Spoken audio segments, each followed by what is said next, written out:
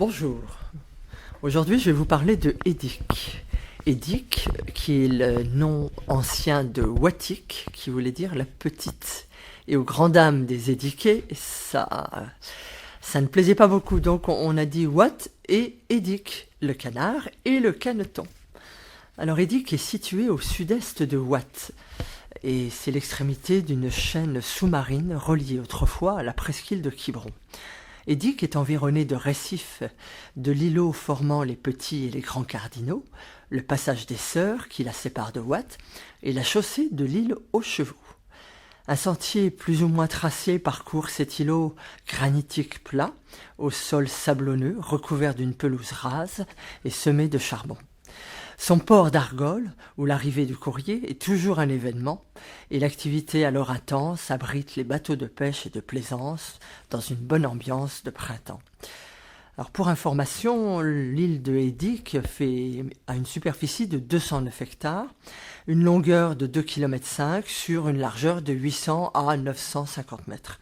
Et la population est très variable, mais en moyenne elle est de 140-145 habitants. Et bien sûr, vous prendrez le bateau soit de Vannes au beau jour, soit de Quiberon hors saison, parce que le retour se passera beaucoup mieux qu'en été. Vous ne serez pas à 20 à l'heure pare-choc contre pare-choc. Mais c'est intéressant de prendre de Quiberon, parce qu'on a une petite escale à Watt, obligatoire évidemment. Le bateau passe par Watt, et 20 minutes après, vous arrivez sur l'île de Édic, qui est toute mignonne. Et elle est seulement à quelques milles de Watt. Et on traverse le passage des Sœurs, et cette île de Édic qui a gardé encore son authenticité est modelée dans la même roche granitique. Alors ce que je viens de dire, elle est plus petite, elle est plus basse, le point culminant est de 25 mètres, et à la fois accueillante avec ses petites plages de sable blanc, ses dunes fragiles et parfois hostiles, parce que les récifs sont assez rudes et rêches. Vous avez des pointes de rochers assez impressionnants, et entrecoupé de jolies petites plages. Alors jusqu'en bas de la dune, vous pourrez admirer les giroflées des dunes, les matricaires et autres fleurs, je vais en reparler.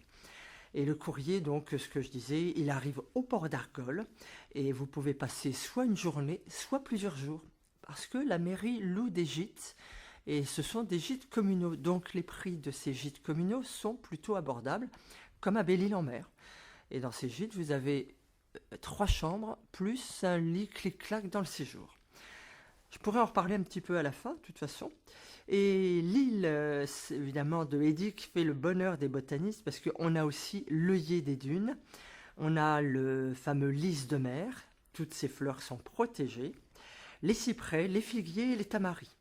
Alors ce sont des terres irriguées, et oui, il y a une nappe phréatique et même un plan d'eau sur l'île de Édic, et on a donc des oiseaux qui viennent se ressourcer. On a aussi des faisans, on a certainement des lapins et des petits rongeurs.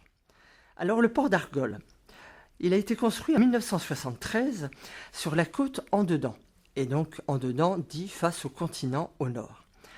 Le bourg, quand vous arrivez en bateau, vous longez la cale, vous verrez l'église à votre droite, le petit cimetière, et c'est amusant parce que vous verrez des casiers, vous verrez du matériel de pêche, et puis petit à petit, au fur et à mesure qu'on monte et on marche sur du sable, on arrive au village. Alors il a gardé un caractère authentique, ce petit bourg, et la vie est organisée autour de quelques édifices comme la mairie, le presbytère, l'agence postale, l'école et la fameuse église de Saint-Goustan.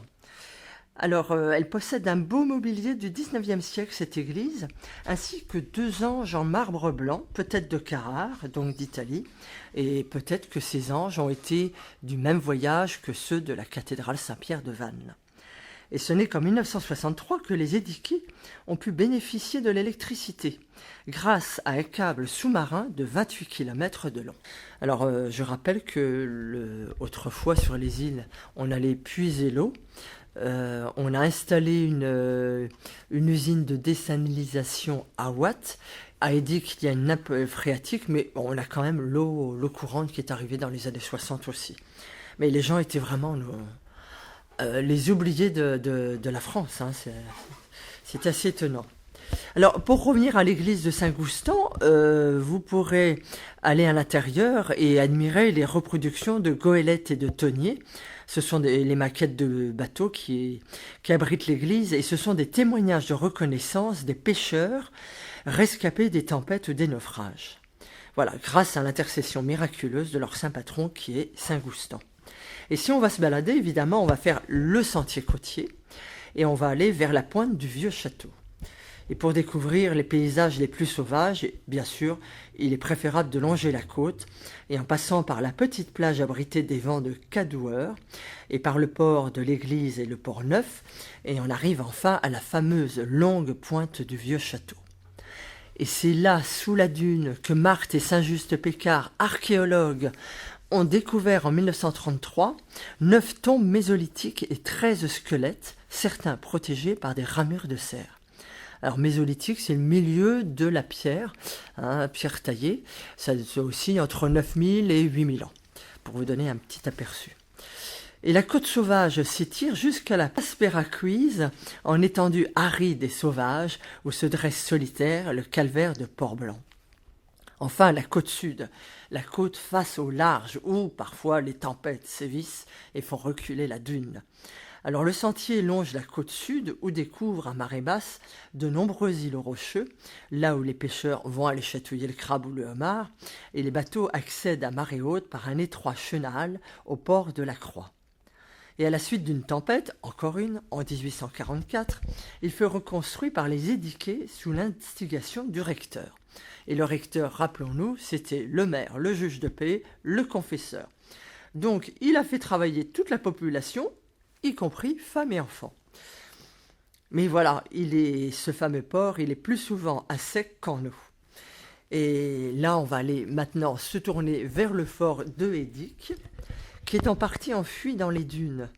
C'est ça qui est étonnant. Il a été construit, alors sur ordre de Louis-Philippe, là c'est pas un Vauban, en 1846, pour résister aux Anglais. Toujours nos amis. Et en 1881, il abrita la première école laïque et fut vendu en 1892 à une entreprise de fabrication de l'iode. Vous savez, l'iode, on creusait des fosses, des grandes douves, on ramenait les algues, on les faisait sécher, ensuite on les brûlait pour récupérer tous ces produits pour faire le verre, la soude. Si vous voulez plus d'infos pour le logement, vous téléphonez à la mairie de Édic. Voilà, je vais vous laisser. Et puis, je vous dis à une prochaine fois pour d'autres aventures.